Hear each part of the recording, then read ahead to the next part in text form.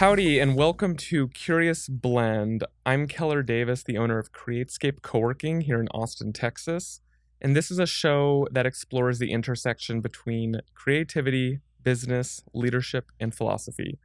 In each episode, I do a deep dive with inspiring guests who share their own unique stories and perspectives. I'm here to learn and stay curious. My guest today is Lee Ackerley, and Lee is the dynamic founder of Swift Fit Events, a company dedicated to modernizing office culture through health and wellness programs. Swift Fit Events specializes in corporate and community events that foster connection and well-being, and they have a beautiful 2,000 square foot office and event space on Congress Avenue downtown. Lee is also an independent music journalist, contributing to Austin Monthly Magazine, Austin Chronicle, Do 512, and more. I met Lee in 2019 when he was co-working at Createscape, and since then I learned that we have a mutual good friend, Danny Tagle, so I'm very excited to have him here on the show today. Lee, thank you for being on Curious Blend. Thanks for having me, and shout out to Danny.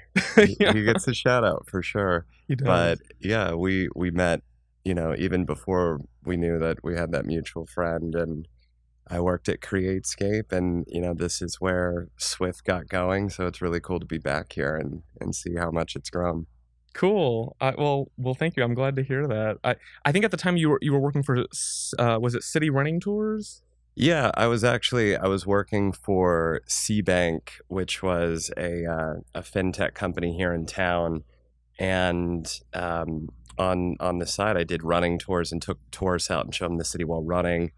And when I left C-Bank to start the first iteration of Swift Fit, I was looking for a coworker.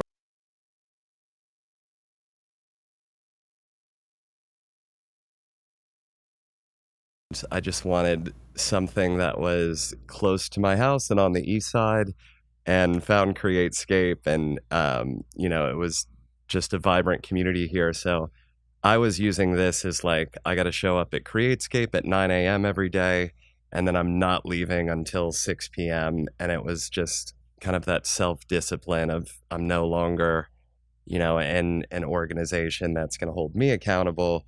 And having Createscape as a space that was like, okay, there's a social aspect there. There's other people that I can talk to, but I can really get stuff moving here. But yeah, the idea for Swift Fit originated from city running tours, which is something that I did here in town for about 9 years as a side hustle.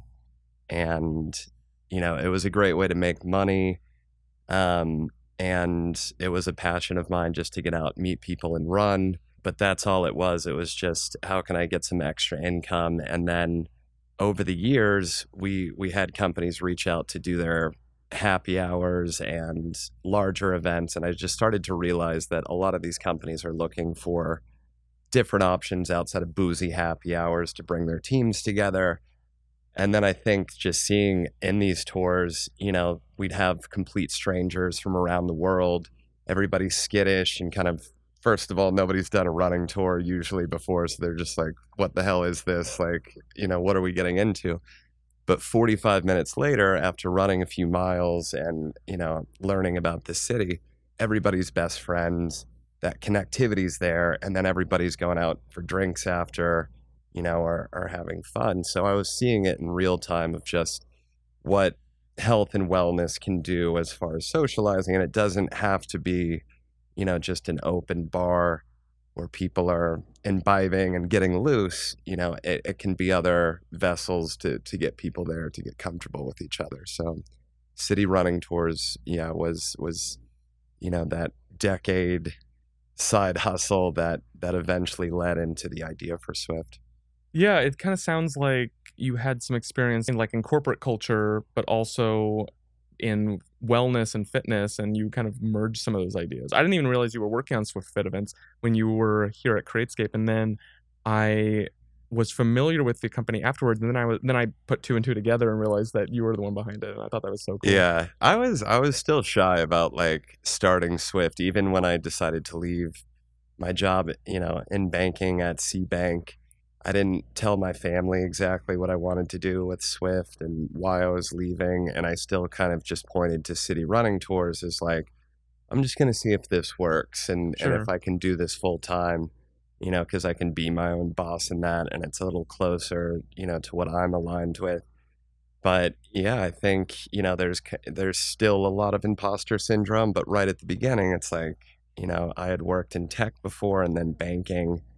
I hadn't been an entrepreneur and didn't see myself that way, but I did have that pull to do something about it. And just, I was like, I'm unmarried. I don't have kids. I don't have things holding me down. And if I'm going to do something, now's probably the time. But Mm-hmm. yeah, so I was probably a little shy about talking about SwiftFit at the time, and just led with city running tours, which I was a little more comfortable with. It's such a big risk to start a business. Like, and you started it, I think was it January 2020? So Yeah. yeah, like what was the timing of that like? Timing's never been my thing. So it's a huge risk, and I think, that's a balance that any entrepreneur has to strike. You want controlled risk, but at the end of the day, if you're starting your own business, you're a risk-prone person. You're somebody Yeah. who's wanting, to get that out there. And so for me, I thought I'd done that due diligence around city running tours. We'd done enough business. We had battle tested, some of these running concepts, and we'd gotten a lot of great feedback from companies that were, we really enjoy working with you. Can you do yoga or wellness seminars or anything outside of that? And it's like, well, look in the name. It's just, we do running tours and running, and we would do these company 5Ks. And so they just always wanted more out of us. And with SwiftFit, we, started to incorporate a lot of that, just anything under the tent of fitness, wellness, and connection, we'll provide that for the client and meet them where they were. So when I started the company, I at least felt like, okay, there's something there with, my experience in running tours and the companies that I've been working with and how they've opened up their budgets and seen the benefits of that. But when I decided to leave, my job in banking, I had a coworker at CBank that was going to leave with me. And, I was going to be front of house. He was going to be back of house. He'd be doing the accounting, the website. And I was going to go out and bring in business and get the programming going. And so we decided to start the company in January 2020, an events company starting right before a worldwide pandemic, and the world just stopped. And, luckily he hadn't fully left CBank yet, and he had the responsibilities, the family. And so he just decided to stay. And I ended up going ahead with SwiftFit and ended up at Createscape working by myself. But it was terrifying because now it was, right out of the gate, I don't have the person who had instilled confidence that I can do this because I have no skill sets on the other side of, I was sure that I could do running tours and talk to clients and sell, but I couldn't do any of the other stuff. And so I had relied on him, and to have that fall away. And then, also the events industry just dried up. So beforehand, we had booked some clients and the calendar was full. So I felt, strong about where the company was going to head in the first few months. And, as soon as pandemic hit, I became very familiar with force majeure clauses and contracts, which basically meant that every client that we had booked out just emailed me and said, no, we're not doing this. And, we don't owe you, you have to give our deposit back. We don't owe you anything in return. So it went from like, this is turning the page in the new, awesome part of my life, and I feel fully ready, to, I no longer have my co-founder. The events industry may never come back, period. And, I'm going to be a complete failure, and I just have to live with all these thoughts in my own head. And I haven't even told my family really about it yet. So it was a dark, high anxiety time that I can imagine. Yeah, that, that all coincided at once, but decided to continue on with that. And I'm really glad that I did, because I feel like a lot of the events industry did fall away, and there was a reshuffle, and coming back, it's just a whole new landscape that's perfect for SwiftFit. in business, you have to be like so adaptable to everything and just kind of take everything that comes with it. And my thought process was, if we can write it out, there'll be such a pent up demand for people to be together again. If we can just kind of get through it, I'm sure If it that's ever comes back, right. which was the thought at the time. Yeah, still a lot of risk. But Yeah. I mean, I just thought like there was also a little bit of pride. Like, I'm not going to run back to the company that I just left, and I believe in myself, to see this through. But I'm an endurance athlete. Like, I love marathons. I'm an Ironman athlete. Like, I know if anybody's going to get through this and, have that resilience towards seeing it through the other side, like, I'm in the right position, or at least I have the right makeup. I lack so many other skill sets, and, the terror, was how I'm going to fix those. But I just thought, at least everybody's going through these dark times. All of these companies that, especially in events, are very successful events companies, are suddenly had the rug pulled out from them, and they're wondering, and they're, finding their way in the dark. And I was like, well, I don't have the overhead of all these guys who are having to fire employees and wonder what to do with their office space. So that actually is like an advantage for me, that it's just me and there's zero overhead, and it's just an idea. And I'm also, I think I have that mental resilience to at least, keep running through walls, or keep getting punched in the face, taking hits on the chin, that if there is a light at the end of the tunnel for events, I will be there and I'll be ready, to make quick work. And that's how it played out, thankfully. But at the time, it was just the biggest question mark of like, is events the right industry? Should I just hit the eject button immediately on this? But it's working out so far. That's awesome. Yeah, no, I've felt personally guided by like this philosophy lately of like just treating every single challenge as an opportunity.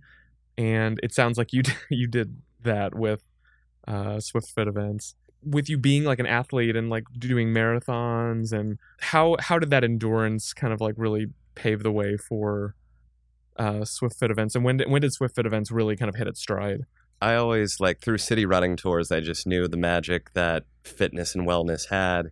And the inception of Swift did come from city running tours, but it mainly came from, I was in banking right before at C-Bank, and part of my job there was flying to different cities every other weekend. I was in a different city for a banking conference.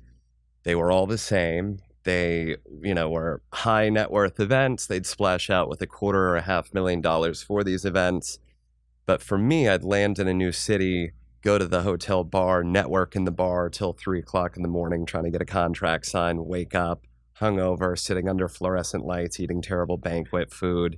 Then 6:00, the bar's open again. There's nothing else for us to do but to keep drinking.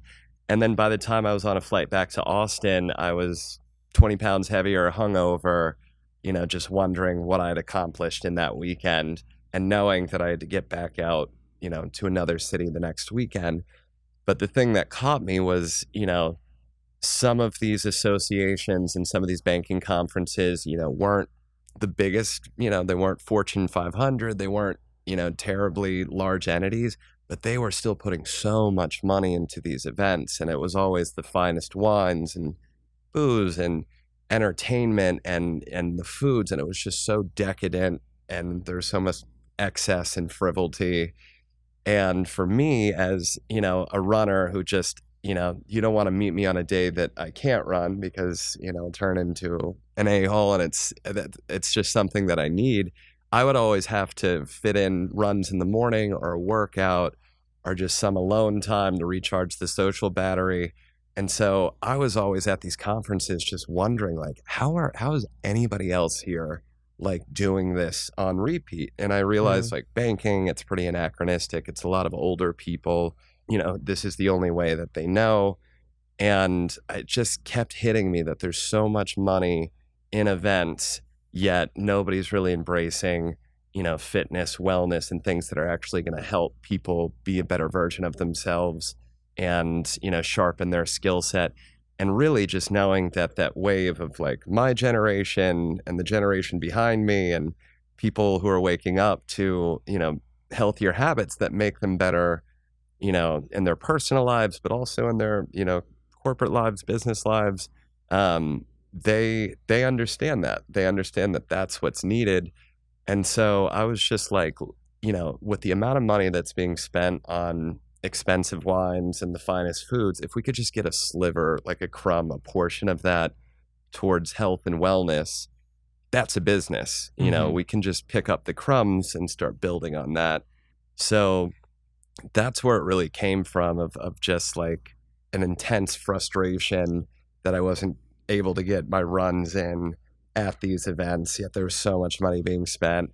And then on the other side with city running tours, I knew how that brought people together. And I knew there was other people like me who didn't want to just drink all day and sit and eat heavy foods and, hobnob, that, they wanted to get out and do stuff. And that's a way to build relationships and stronger relationships. You're not just, getting loose-lipped over whiskey. You're going out and running and seeing the city with people, or you're doing a yoga class with, somebody and bonding over that. So just finding different connection points that didn't rely on, booze and just that typical corporate culture, is kind of where it came from. And, I think, like I've said, I wasn't like a D1 athlete, but running has been very important in my life. And I know that mentally, it's kept me in the game through dark times. But definitely while starting SwiftFit, I know a lot of people during pandemic, that was the time where they found running or they found all these other things. And for me, it was just, okay, I can use this as a crutch to get through while the world's, going mad. I can at least put on my headphones or AirPods and go for a run and, center myself and then come back to Createscape and get more work done. No, that's so cool. I mean, you have such a good origin story to the company, especially because it came from, things that you observed just personally in your own experiences. So you run every day, or do you work out every day? Yeah, I just had a calf injury, so I've actually been swimming at Deep Eddy here in Austin every day, and I do a mile, and that's great because it's always, runners, they'll tell you if you're a marathoner, it's all about the pain. Some people love the pain. Some people call it sadist masochists because, they like being in that pain box. And there's an element to that, but, while you're doing a marathon or an Ironman, you're going to have to run through a lot of pain at some point. You hit that wall. And the issue with that is while you're training, you're starting to run through pain there too. And you wake up and your knees don't feel great. You're like, yeah, that's part of it. I'm going to get out and run.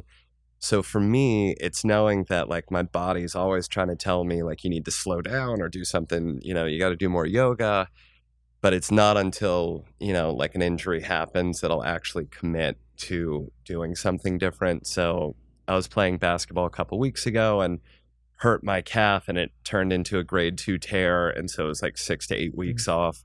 And, I swim to do triathlons, but now I go to Deep Eddy every day and do a mile and hang out with the older folks who are there every morning, which you realize that's the fountain of youth is swimming. Yeah. I swam next to a 96-year-old woman, the other day, and I was just like, this is insane, and this is where I want to be. So, yeah, I have to work out every day, get some sort of dopamine, serotonin pumping for me not to go crazy. I didn't used to do that at all, but then almost a year ago, like last October, I started working out, like waking up at like 6 a.m. and just working out every single morning. And the ripple effects that it's had in other parts of my life that I wasn't expecting, like just focus and mental clarity and motivation and habit building. Like it's been kind of amazing, just things that I weren't expecting to be associated with just exercise. Yeah. I mean, it's so important for me, and it spreads within your friend group that if you're a reflection of the people you spend the most time with, and if you're the person in that group who's like, let's get out, let's play tennis, let's get out, let's go for a run, it's not only like your life, it affects your families and your friends too. And so I think realizing that, and just knowing, people deal with so much on the mental side, and everybody thinks, working out, you want to look good, you want to feel good, but for me, it's I'm a high anxiety person, and if I don't get that out in some way, it manifests, Yeah. and another that's not so conducive towards things that I want to accomplish in my life.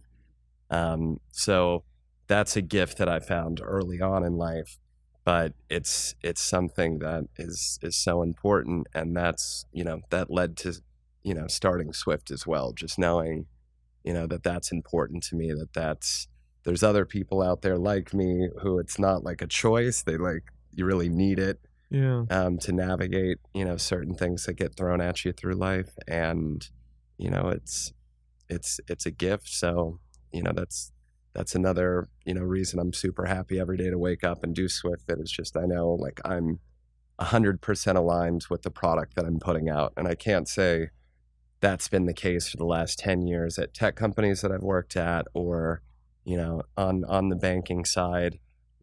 I always want to feel good about who I'm working for and what I'm putting out there, but at the end of the day, a job's a job, and you're never going to be you know fully aligned with what's going out there, and that's fine. But to have that opportunity is an absolute blessing, and something that's you gotta be grateful for every day. Yeah, like it, especially if you can move the needle a little bit closer to aligning it with your own values and also making a difference in other people's lives, which it sounds like, you definitely are doing. Yeah, I mean, we're working on making more money and keeping the company afloat, but I'm like, karma wise, I think we're like billionaires. We're getting there because everything that we're putting out is it's health and wellness based, and I just don't think it we're not putting anything pernicious into the ether, and that makes me happy every day too. Oh, that's awesome. Yeah. What are some of the most unique events that Swift does? Yeah, we try to meet the client where they are and match their personality. And for some of them, it's like, yoga's a stretch for them. They're like, that's wild. And, I've never seen a coworker in yoga gear before. And like, this is breaking down barriers. And it's like, that's perfect. Let's do a yoga class, or, let's do something super easy like a walking tour. But now we're starting to see, a lot of tech companies want, some of more progressive activities and stuff that, is more developmental as far as what's going to make a better, leader and executive, and somebody who's, trying to sharpen their skill sets. So, wellness seminars. We do a recovery lounge that will set up hydration IVs, massage, essential oils. We'll have, a Zen DJ there. And these are unique things that we just put together based on some companies' profiles and their culture.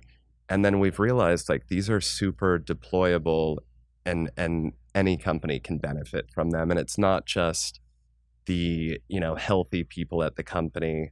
It's, 90% of people want to participate in that. So for us, it's been, how can we put a little sugar in the medicine to get people nodding along and agreeing to do these things? And once they're there, we really see them open up. So yeah, I'd say, Recovery Lounge has been a very interesting one, that sales teams to executive teams have, really taken off with, and they've liked that a lot.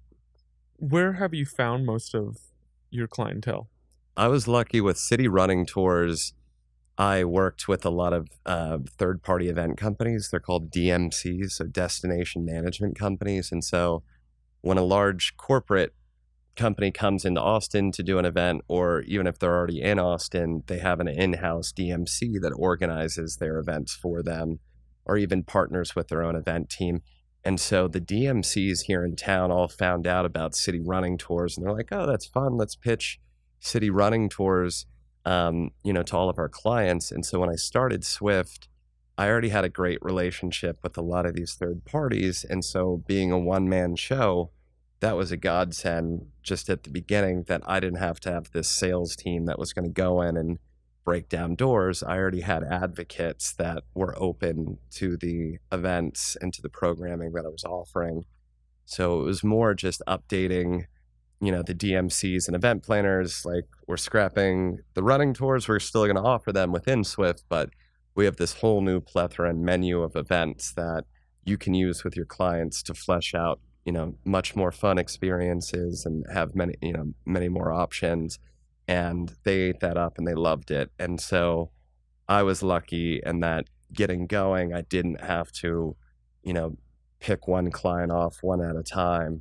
It was, I just talked to the DMCs and updated them, and suddenly, business started coming in pretty quick. Are you a good networker? I hate networking. I mean, it's something like, if I have a networking event, I'll dread it all day, or a speaking engagement. I don't like public speaking all that much.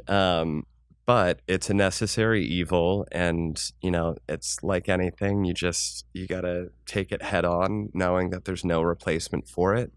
And one thing that's really helped me is just setting metrics within that. And it's I'm not trying to like over complicate what networking should be. It should just be getting to know somebody, and eventually seeing if maybe there's a way to work together. But for me, even just like driving up to the networking event, sitting in my car, and you're just like, oh my gosh, I got to go sell myself, or I got to go pimp myself out like that. It's like, okay, well, I'm going to stay there for 45 minutes or talk to 3 people, and then I'm out. And like, that's the benchmark that I'll get to. So that's been a work in progress, and one that every week I have to continually force myself into, and know that that's a huge priority, is in person and just getting that face time. There's no replacement. And I've worked in tech sales, on the banking side, now in fitness and wellness and events. And there's just no amount of emails and cold calling that you're going to do that's going to generate, the opportunities and potential that you have getting in front of people, and just showing up at people's events, and making connections and referring other people. And we're, luckily we're in Austin, which is a great city for that.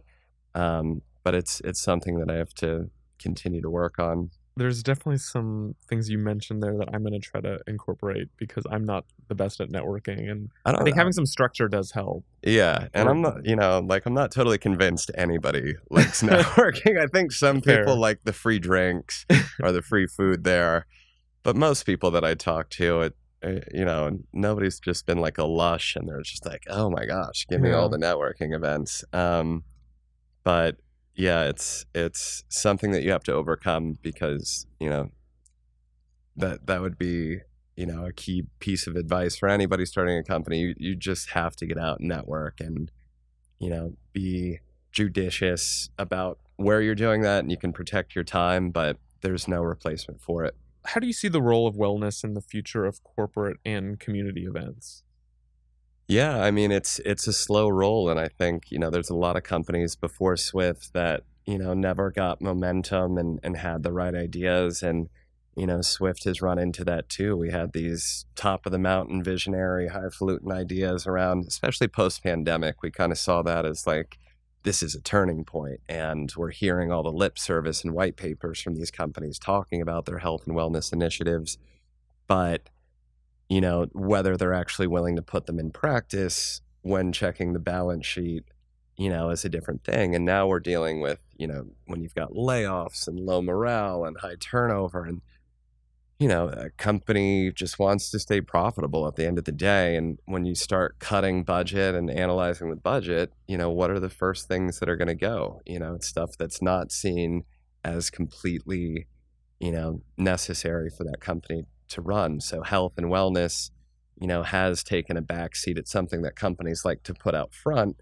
to attract talent, but it hasn't been, as seriously considered, towards the health and competitiveness and profitability of the company as it should be. And I think the data is catching up. And, I think pandemic definitely has been a catalyst that's expedited and put a lot more wind in the sails of what Swift is doing and other companies are doing out there. Um, but companies are really struggling right now with remote and hybrid work models. Whether you're a startup or you're a Fortune 500, you're feeling your way in the dark right now as far as do I keep my office space? Most companies aren't utilizing most of their office space or a lot of it. And, they're trying to figure out, we let the genie out of the bottle. We went fully remote. How do we get everybody back in without losing them to other companies that are offering that, or, pissing them off and creating a low morale environment? So you're really seeing competing data sets are coming out too. And some are saying fully remote and fully hybrid, and this is what you should do with your office space. But in all of that, you're just seeing kind of hands go up in the air, and it's like, we don't know, we're just going to chart a way forward. And you're seeing so many different directions and results that are coming out of it. But the one uniform ribbon through all of that is that companies understand that they do need to change how they're treating their employees, how they're treating the workspace, how they're connecting their teams. And whether it's remote or whether it's changing their office space.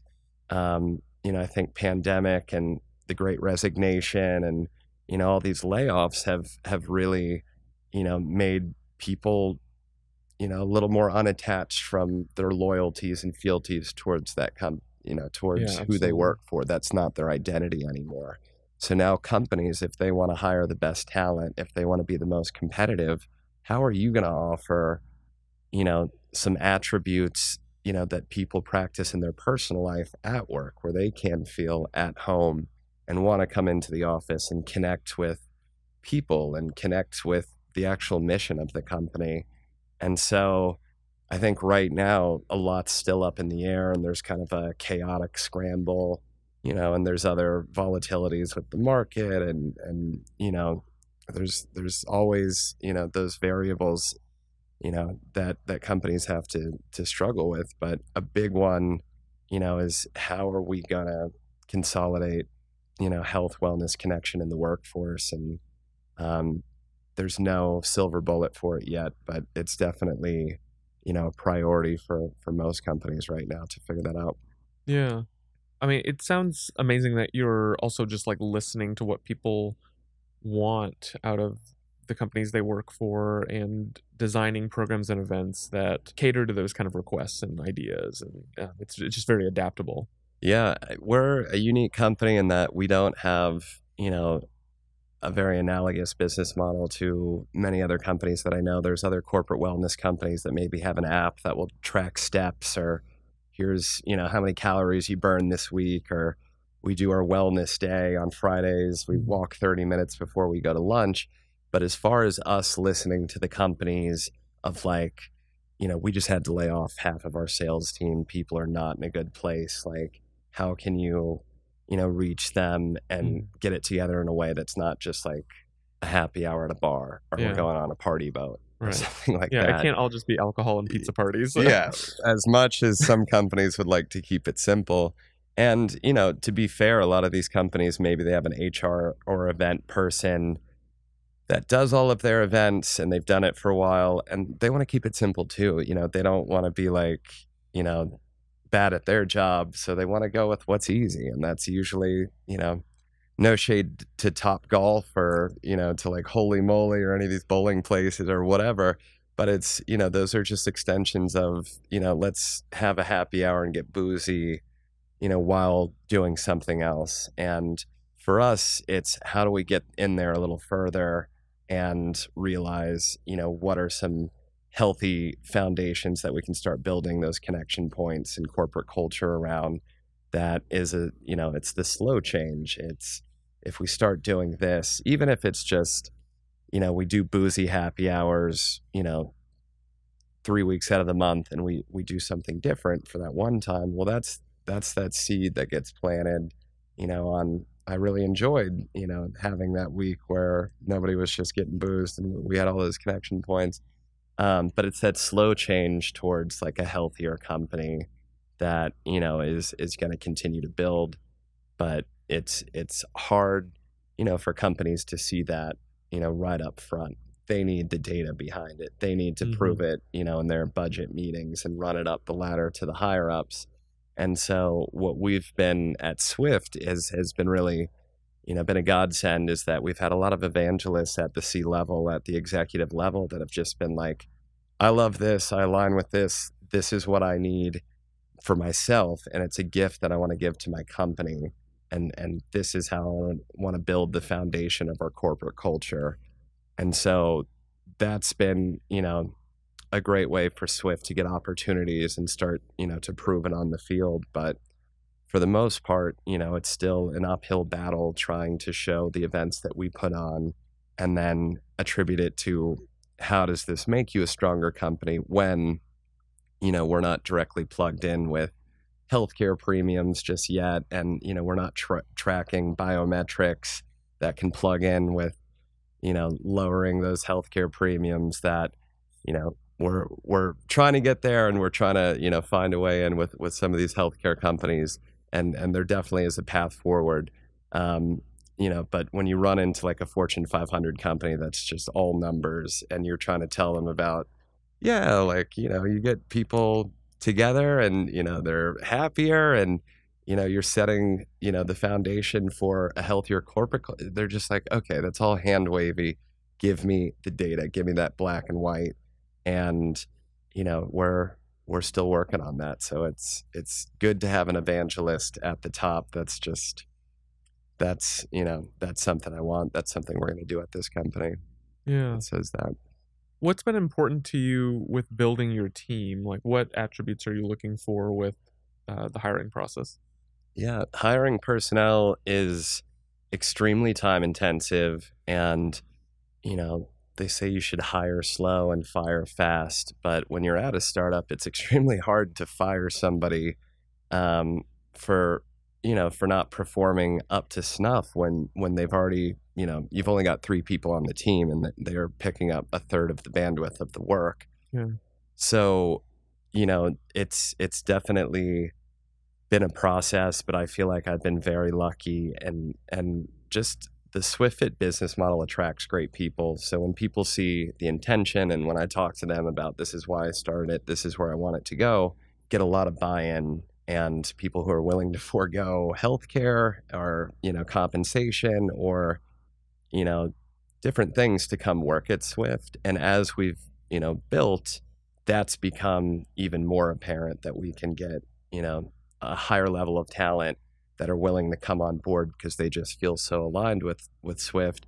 But, what I'm looking for is people that can definitely complement my skill set, which I have a very limited skill set. So we need a lot of those people. And so having, solution oriented people that can come on board, but really, I think it's just the mentality that I had going into Swift. I want to see that mirrored in all of my employees. And where we're at right now is, we have a team of 9 people that I see that in every one of them. And it is so exciting because it's this gamer mentality of like, nothing's too big. If something comes out of left field, if there's an obstacle, like, we're all in this together and we're going to get it done. None of these people, are hit an obstacle or a wall and are, hands are up in the air, let's just give up. It's that solution oriented gamer mindset. And, I think every employee at Swift has reflected that. And so as a business owner, it makes me a lot more confident, going at a faster pace, shooting for, loftier goals and going after bigger clients, just knowing that behind me, I've got 9 other people that are, ready for anything, that are not going to, complain when things get tough. And, the most important part, work together and come together when we are, in the weeds or, in the trenches and really, high stress situations. Live events are incredibly high stress. It's a high stress industry. So people burn out, and I respect that. So we've had some people that are just like, this is intense, and for a startup, there's just a lot of pressure, and so trying to find that balance of like, let's create processes that eliminate, that can be stress mitigators. But at the core of it, there's always going to be, those high pressure times. And, some people fold and some people, pressure makes diamonds and they continue on. But, I've definitely hit lows along my journey. So, people who have worked for Swift that haven't worked out, I fully empathize with them, because it's a tough industry. And even though we're a health and wellness company, the nature of what we do can get very intense at times, and it's not for everybody. You mentioned imposter syndrome earlier. Is there something within your experience that's helped combat that? Just talking about it and bringing it up just like I did. Because it's every day. I mean, I never saw myself as like a health and wellness guru or somebody who's going to extrapolate my own theories or like this is how, and a teacher in that respect. I just knew what it did for me, and I like to share my experience. And I saw an opportunity to create a business out of that, knowing that, there's potential to get some of that corporate budget. But, then having me have to become a spokesman for what we do and the health and wellness side, it's like, I can preach certain aspects of it, but I'm still, finding myself and finding my way in through the dark on a lot of these, modalities that we offer and create. Like, I enjoy yoga and I enjoy meditation, but I am not an expert on them. So there's so many times at Swift where I feel like that expectation is there. It's like, you own this company, like, let us, give us your wisdom or, around, the benefits of all of this. And it's like every day I'm, it's, a battle as to, whether I'm, feeling okay with myself and feeling okay with the company. And it's a back and forth. So to have to go and be the spokesperson for that while trying to run the business and make money and get sales in, it's a lot. It can feel bipolar, sometimes. And yeah, there's, speaking engagements or, panels, that I just look around and I'm like, I don't belong here. Like, I'm not this person. And it's just, I gotta fight that voice in my head and, understand that, probably everybody, on the panel or whatever in the audience is feeling the same way. But yeah. Well, you have a very impressive resume. So we're a finalist for Austin's Under 40 Awards this year in the category of sports, wellness, and fitness. What was that experience like? Yeah, it was a lot more of the imposter syndrome, mainly because I looked at who I was up against, and it was like a pediatric neuroscientist. It was a woman who had started 7, functional clinics for underserviced communities in Austin. Wow. And it was just, just the who's who of wellness. And I saw what all these people have accomplished and the PhDs and the places they've graduated from. And for me, it was like, okay, well, we're a startup here in town and we're doing awesome stuff. But, it was a lot of imposter syndrome. I didn't feel like I belonged in that category, but I was super grateful and super honored and wanted to take advantage of it. And, networked with some of the other finalists and got to meet a lot of awesome people and, didn't win at the gala, definitely didn't expect to, and wanted to have a good time. But I think that's another testament to, just getting out, and it doesn't have, networking and meeting people. It doesn't necessarily have to be within your industry or your strong suit, and, gathering consensus with, people that you're comfortable with, and eventually enough people, voted SwiftFit and myself to be a nominee, and, it's incredible. But I was very surprised and still a lot of imposter syndrome when somebody brings it up. It's like, you are a finalist for Austin Under 40. It's like, yeah. Well, it isn't, cool. It's still such an honor to be nominated. Absolutely. Yeah. You also volunteer for the Down Syndrome Association. Can you tell us about your involvement and what that cause means to you? Yeah. So my older sister, Alexis, was born with Down syndrome. And from an early age, my mom and dad, in Houston, where I grew up, made sure that I was just involved with the Down Syndrome Association of Houston. And, we'd go to conferences in other cities, where I'd meet other siblings of people with Down syndrome. And so I was always just in the community. We would host the Easter egg hunt for Down syndrome Houston at our house for a few years. And yeah, just growing up with Alexis and knowing, how much fun I had with her, but also seeing, the struggles on her side of, mean kids and, bullying and, you know, just other stuff around that. It's always just been present in my life. So when I moved to Austin, I figured out that there was a Down Syndrome of Central Texas organization. And while I was at city running tours, I would just donate tours to them as far as, you can auction these off for $50 or $100, not a lot of money. But they would invite me to the galas just because I had offered. And, I started meeting all these people and meeting some of the members.